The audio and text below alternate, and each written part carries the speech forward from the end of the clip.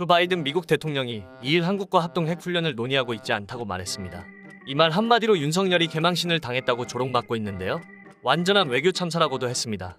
바이든 대통령은 2일 휴가를 마치고 백악관에 복귀하는 길에 한국과의 합동 핵훈련을 논의하고 있느냐는 질문에 아니다라고 밝혔습니다.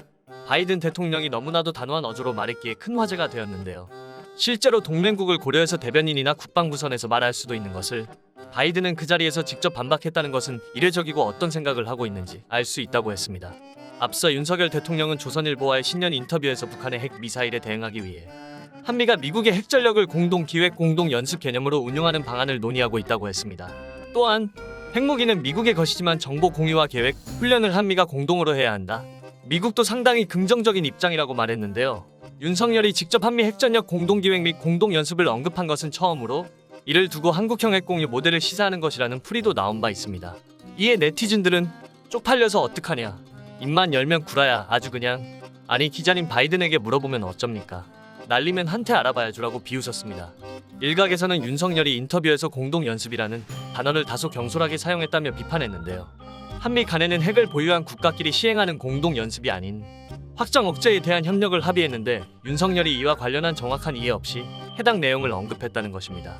양국 간 소통에 문제가 발생한 것 아니냐는 지적도 있지만 윤의 무지에서 나온 잘못된 용어를 쓴 것이라고 비판받기도 했습니다. 윤석열의 무지는 이것만이 아닌데요. 윤석열 대통령은 최근 우월한 전쟁을 준비해야 한다라고 말해서 큰 논란을 일으켰습니다.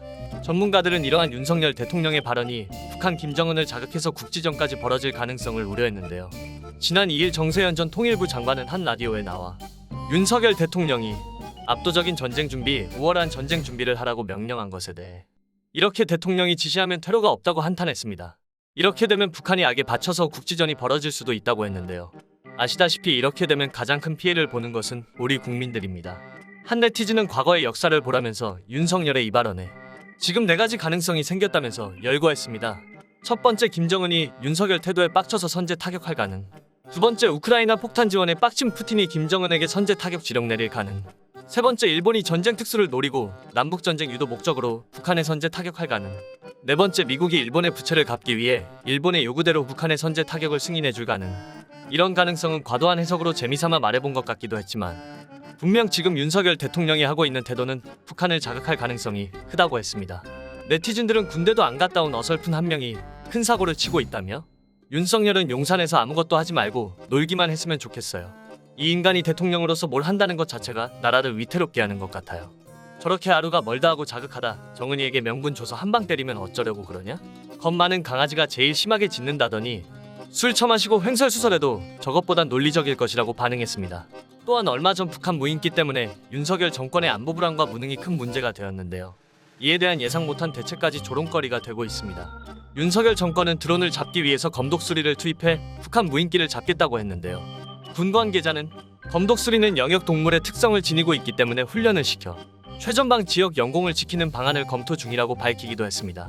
언론과 국민들은 첨단 장비 대신 독수리가 얼마나 무인기를 잡아낼 수 있냐고 따져 물었는데요. 한 네티즌은 검독수리라고 해서 신형 드론인 줄 알았는데 진짜 독수리라니 라며 어이없어 했습니다. 한 네티즌은 뭐 친환경 전투 이런 건가라고 비꼬기도 했습니다. 일각에서는 이것은 유럽에서 진작에 도전했으나 실패한 프로젝트로 왜 이 시점에서 이걸 꺼내들었냐고 비판했습니다.